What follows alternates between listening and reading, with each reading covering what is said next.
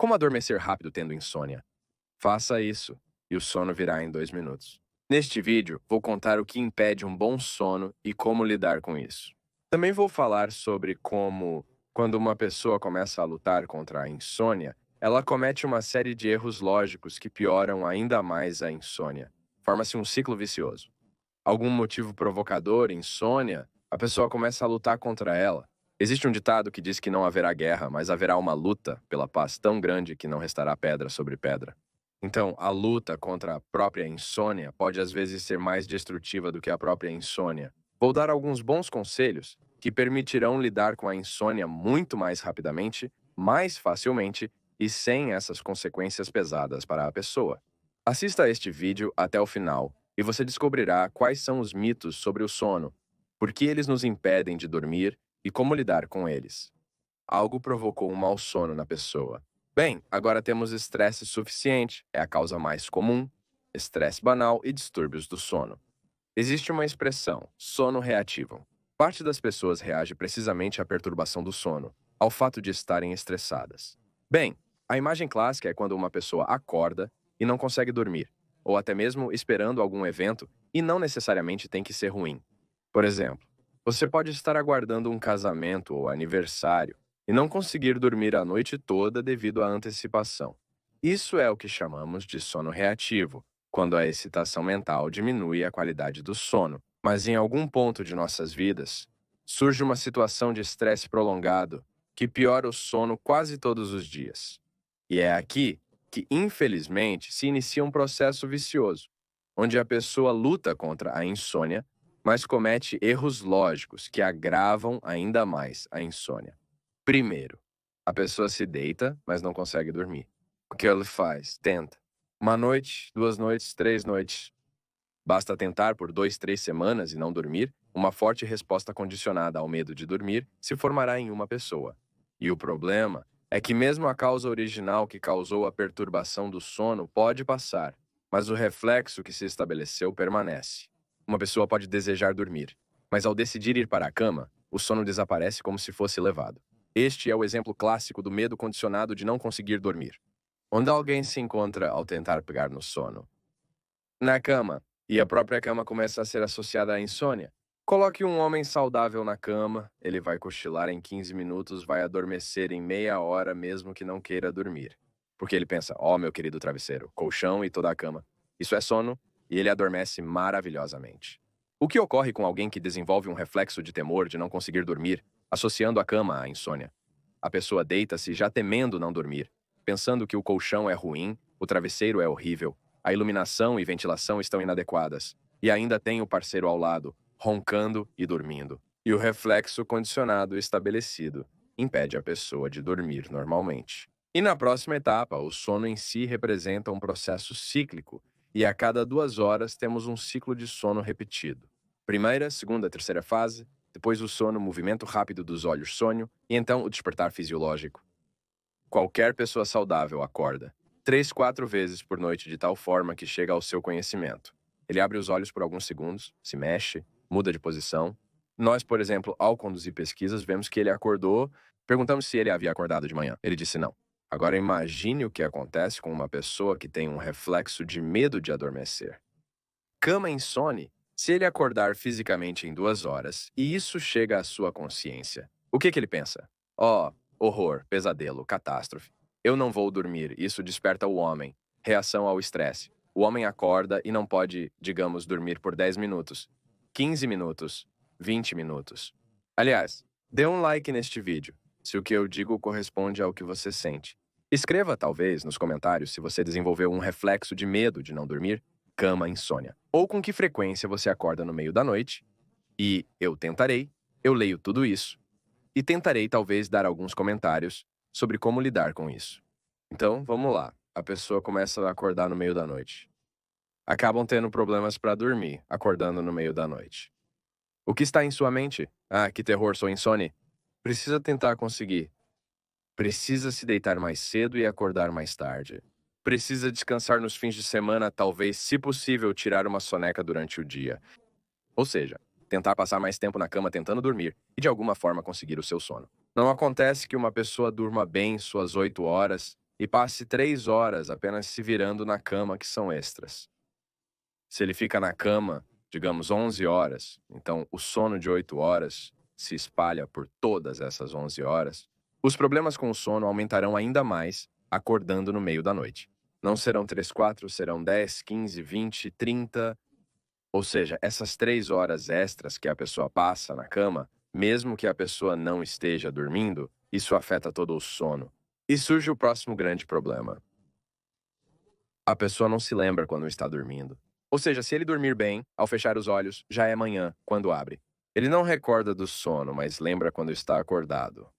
E se uma pessoa acordar 30 vezes durante a noite, ela vai se lembrar de como adormeceu, como o vizinho estava fazendo barulho, como a porta rangia, como os pássaros começaram a cantar, como os carros passavam, como o sol nascia.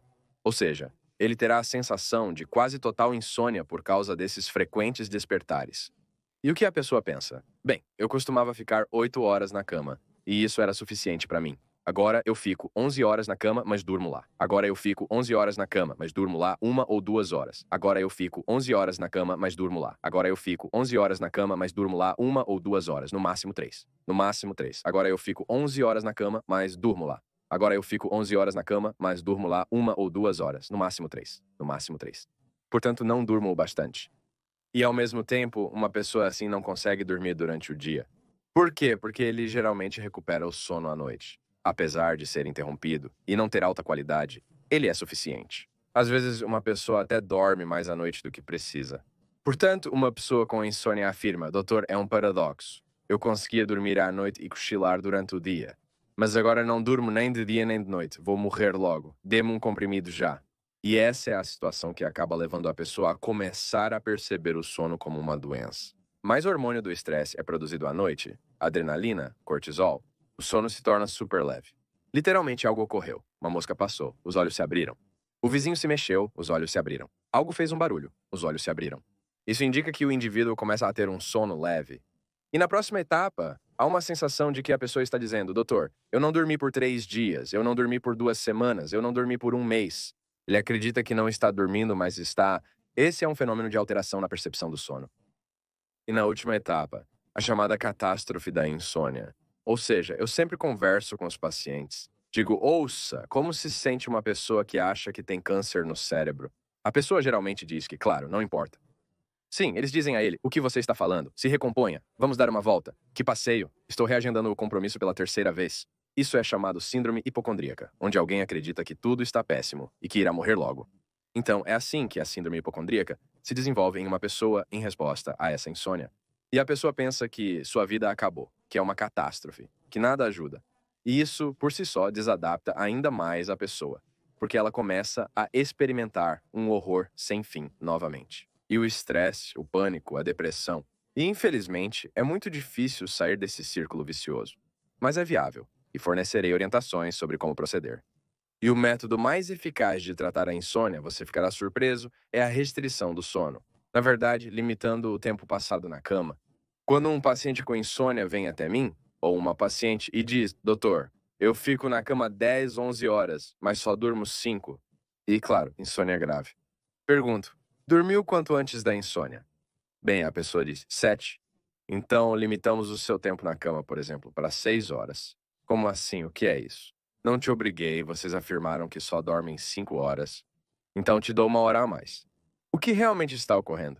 Eu realmente estou limitando o tempo de uma pessoa abaixo do que seria suficiente para ela descansar. Isso implica o início de um real déficit de sono. Porque quando uma pessoa fica deitada por 10, 11 horas, ela está descansando demais, dormindo demais. E por que, afinal, não se tem sonolência diurna depois? Naturalmente, se uma pessoa dorme demais, ela também não conseguirá dormir na noite seguinte, porque o reflexo condicionado do medo de não conseguir dormir é acionado. Mas se limitarmos o tempo que uma pessoa passa na cama para menos do que a norma fisiológica, a pessoa começará a acumular um verdadeiro déficit de sono. Eu digo que você está acumulando um elixir do sono. E em algum estágio do acúmulo de sonolência, quaisquer que sejam os reflexos, o medo de não adormecer, a pessoa pensa: ai, eu não adormeci agora, cai na cama e adormece. E eu digo, depois de 1 semana e meia desse regime, a pessoa já fala como uma mosca sonolenta, doutor.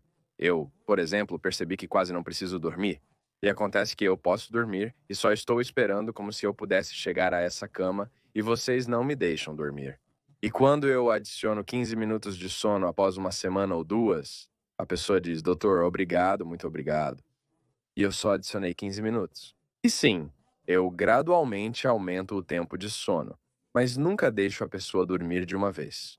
Se ele dormir muito, os reflexos retornarão. Mas vale a pena passar 3 semanas com falta de sono e um reflexo condicionado positivo é formado. Assim como um reflexo negativo se forma em 3 semanas, um positivo também se forma no mesmo período. E a pessoa vai pensar, minha querida cama, colchão, travesseiro, como estamos bem juntos. Assim, podemos literalmente ensinar uma pessoa a dormir normalmente novamente em um curto espaço de tempo. Sim, amigos, recentemente escrevi um mini-livro dedicado ao estresse, como a principal causa, aliás, de insônia. E lá estão claras e compreensíveis recomendações sobre, em primeiro lugar, como determinar seu nível de estresse e a gravidade da insônia, e, em segundo lugar, o que fazer para lidar com isso de forma muito eficaz. Na descrição deste vídeo, você pode encontrar um link para este livro. E ainda outra técnica que complementa a técnica de restrição do sono é a restrição do tempo passado na cama sem dormir. Ou seja, se uma pessoa se deita e não adormece em 15 minutos, ela deve se levantar, ir para outra sala e não se deitar até que realmente queira dormir. Ou seja, devemos desenvolver o seguinte reflexo: a cama é para dormir. A pessoa diz, mas como vou me levantar, sair, se não consigo dormir, e tenho que acordar em 6 horas depois de ficar na cama? Digo sim, você vai acumular um déficit de sono adicional e, no final das contas, ainda vai acabar dormindo. E no final, a pessoa começa a se deitar e literalmente adormece em 5, 2, 3 minutos. Ou seja, essas técnicas aparentemente simples de limitar o sono e o tempo na cama sem dormir permitem melhorar rapidamente a qualidade do sono, melhorar o adormecimento e eliminar o reflexo do medo de dormir e a insônia. O que é extremamente importante, é necessário eliminar o sono diurno. A pessoa parece reafirmar, doutor, que se não consegue dormir à noite, deveria ao menos conseguir durante o dia. Sim, é possível compensar durante o dia, mas isso pode perturbar o processo de adormecer à noite.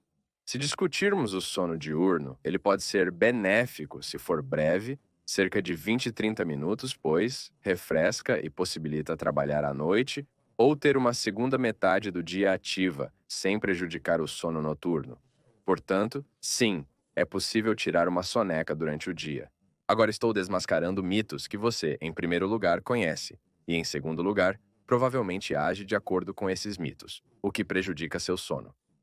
O mito mais popular é que dormir antes das 12 é mais benéfico do que depois das 12, que supostamente a melatonina é produzida e outros processos metabólicos ocorrem. E se dormirmos depois das 12, a qualidade do nosso sono é muito pior. Mais uma vez, isso é um mito.